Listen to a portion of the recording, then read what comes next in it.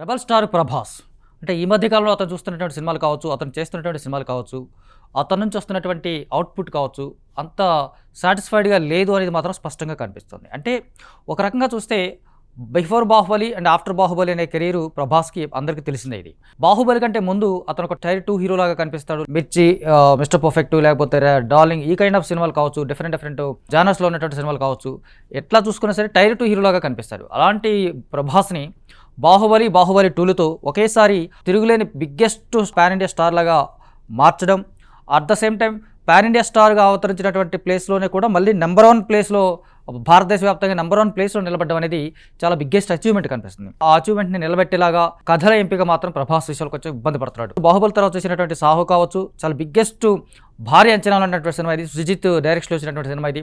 అంటే ఒక చిన్న కుర్రాడు లాంటి దర్శకుడితో సినిమా చేయడం అనేది ఒక చాలా పెద్ద రిస్క్ అనుకున్నారు చాలామంది. అయినప్పటికీ అతను ఆకట్టుకునే ప్రయత్నం చేశాడు మ్యాక్సిమం.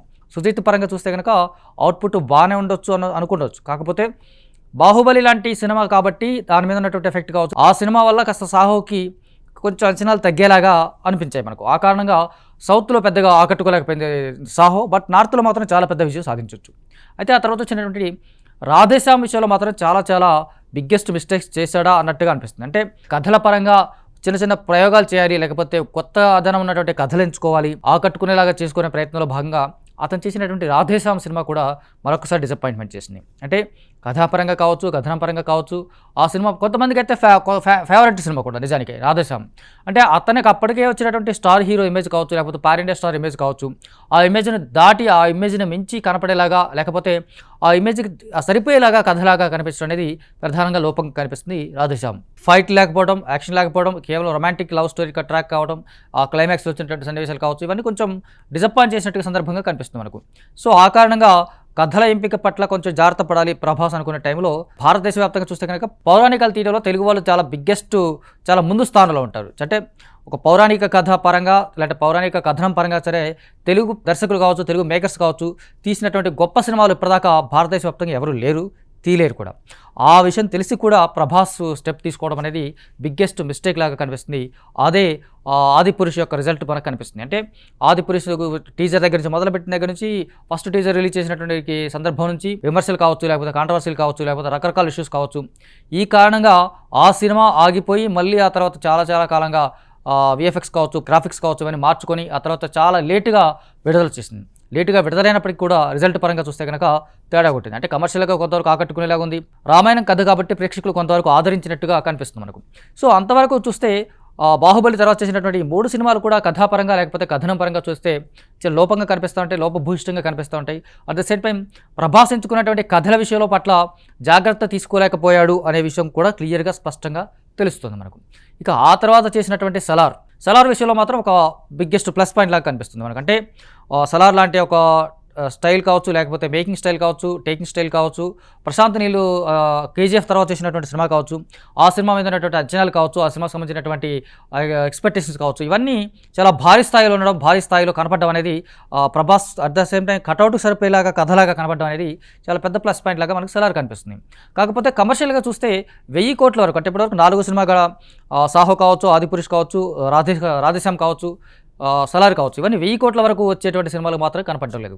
అంటే 1000 కోట్లు సినిమా అని ఒక మాట చెప్పినప్పటికీ కూడా క్లియర్గా మాత్రం అది చాలా క్లారిటీగా చూస్తే కనుక సలార్ 1000 కోట్ల వరకు వచ్చిందా లేదా అనే డౌట్స్ మాత్రం ఇప్పటికీ అలా మిగిలిపోయాయి.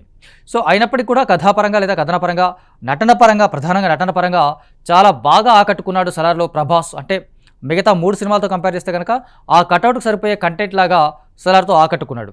ఆ తర్వాత చేసినటువంటి కల్కి చాలా కొంతవరకు రకరకాలైనటువంటి టాపిక్స్తో లేదా రకరకాలైనటువంటి ఇష్యూస్తో ఆ సినిమా కనిపిస్తుంది. అంటే కథాపరంగా, కథనం పరంగా, లేకపోతే ఆర్టిస్టుల పరంగా చూసినా చాలా బిగ్గెస్ట్ క్యాన్వాస్ ఉన్నటువంటి సినిమాలాగా కల్కి కనిపిస్తుంది.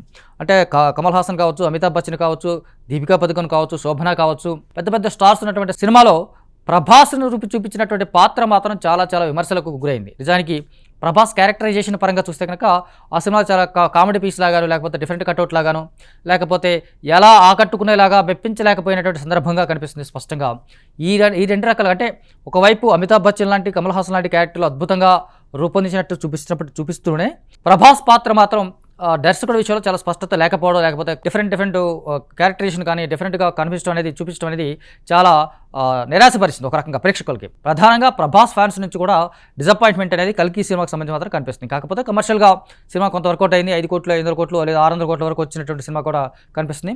కాకపోతే సినిమాకి సంబంధించినటువంటి మేకింగ్ పరంగా కావచ్చు, టేకింగ్ పరంగా కావచ్చు, లేకపోతే బడ్జెట్ పరంగా చూస్తే కనుక ఆ స్థాయిలో లేదు, లేదా ఆ స్థాయికి సంబంధించినటువంటి సినిమా కాదు అనిపించేటువంటి ఒక టాక్ కూడా మనకు బలంగా వచ్చింది. రీసెంట్గా వచ్చినటువంటి రాజాసాబ్ విషయంలో కూడా చాలా మళ్ళీ సేమ్ మిస్టేక్స్ చేసినట్టుగానే ప్రభాస్ కనిపిస్తున్నాడు. అంటే బాహుబలి తర్వాత చేసినటువంటి అన్ని సినిమాల్లో కూడా కథాపరమైనటువంటి లోపాలు ఉన్నట్టుగా చాలా స్పష్టంగా కనిపిస్తుంది. అంటే ప్రభాస్ ఎంచుకున్నటువంటి కథలు కావచ్చు, లేకపోతే కథనాల పట్ల కావచ్చు, లేకపోతే మేకింగ్ పరంగా, లేకపోతే దర్శకుల యొక్క ఒపీనియన్ కావచ్చు, లేకపోతే దర్శకుల నుంచి తీసుకున్నటువంటి అవుట్పుట్ కావచ్చు, ఇవన్నీ చాలా కన్ఫ్యూజింగ్గాను, లేకపోతే స్పష్టత లేకపోవడం, లేకపోతే అతనికి సంబంధించినటువంటి ఆశించినటువంటి ఇమేజ్కి తగ్గట్టుగా లేకపోవడం అనేది చాలా క్లియర్గా కనిపిస్తుంది మాకు.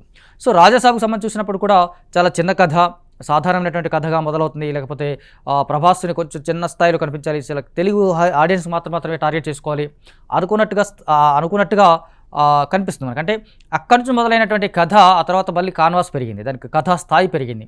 అక్కడి నుంచి రకరకాల మార్పులతోటి ఆ కథ యొక్క రేంజ్ మార్చడం అనేది చాలా బిగ్గెస్ట్ మిస్టేక్ లాగా కనిపిస్తుంది. అంటే ఒక చిన్న కథలాగా తీసుకున్నటువంటి కథతో కనుక సినిమా చేసి ఉంటే కనుక, మారుతి డైరెక్షన్లో వచ్చినటువంటి సినిమాగా ఆ మారుతి స్థాయిలోనే సినిమా ఆగిపోయి ఉంటే కనుక చాలా పెద్ద విజయం సాధించే అవకాశం ఉంటుంది. కాకపోతే మారుతిని కూడా ఊహించలేని స్థాయిలో సినిమా రేంజ్ మార్చడం అనేది బిగ్గెస్ట్ మిస్టేక్ లాగా కనిపిస్తుంది. ఆ కారణంగా రాజాసాబ్ కూడా పెద్దగా ఆకట్టుకోలేకపోయింది, అస్సలే మాత్రం ఆకట్టుకోలేదు. నిజానికి చెప్తే కనుక ఇప్పటివరకు వచ్చిన సినిమాల కంటే కూడా రాజాసాబ్ సినిమా చాలా బాగా నిరుత్సాహపరిచింది అనేది స్పష్టంగా కనిపిస్తుంది మనకు.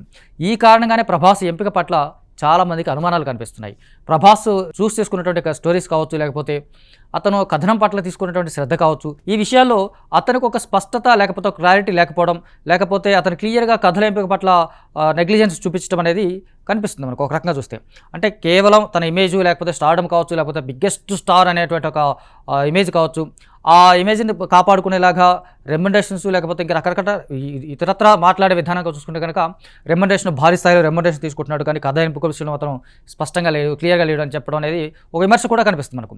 సో ఎలా చూసినా సరే ఇన్ని బాహుబలి తర్వాత చేసినటువంటి కథలన్నీ కూడా ప్రభాస్ స్థాయికి తగ్గట్టుగా, లేదా ప్రభాస్ స్థాయికి పెంచేలాగా మాత్రం కనిపించేలాగా మాత్రం ఆ సినిమా కథలేవి కూడా పెద్ద కనపడలేదన్న విషయం మాత్రం స్పష్టంగా కనిపిస్తుంది మనకు. సో సినిమా పరంగా తీసుకున్నటువంటి అన్ని రకాలుగా జాగ్రత్తలు తీసుకోవాలి ప్రభాస్. ఒక స్టార్ హీరోలాగా అన్ని రకాలుగా ఒక జాగ్రత్తలు తీసుకోవాలి. ఆ జాగ్రత్తలు తగ్గట్టుగానే కథనం పట్ల అతను ఒక కేర్ తీసుకోవాలి. ఆ మేరకే అవుట్పుట్ కూడా వస్తుంది. ప్రభాస్ రాబోయే సినిమాలు చూస్తే కనుక స్పిరిట్ కావచ్చు, సలార్ 2 కావచ్చు, లేకపోతే కల్కి 2 కావచ్చు, ఫౌజీ సినిమాలు కావచ్చు, ఈ 4 సినిమాల పట్ల కథల పట్ల చాలా స్పష్టమైనటువంటి వైఖరితో ఉండాలి, స్పష్టంగా నిర్ణయాలు తీసుకోవాలి, చాలా కథనం పట్ల కూడా చాలా జాగ్రత్తలు తీసుకోవాలి. అప్పుడే అతనికి ఒక స్టార్ హీరో లేదా మాస్ ఇమేజ్, లేకపోతే పాన్ ఇండియా స్టార్ అనేటువంటి ఒక ఇమేజ్ డ్యామేజ్ అవ్వకుండా జరుగుతుంది. లేకపోతే కనుక ఆ ఇమేజ్ మెల్లమెల్లగా తగ్గుతూ ఉంటుంది అనేది చాలా క్లియర్గా అందరికీ అర్థమయ్యేలాగా కనిపిస్తుంది. సో ఇకపై మంచి అద్భుతమైనటువంటి కథలతోనూ, మెప్పించేలా కథలతోనూ, తన కటౌట్కు తగ్గటువంటి కథలతోనే సినిమాలు చేయాలి, సినిమాలతోనే రావాలి అని చెప్పేసి ఆకాంక్షిద్దాం.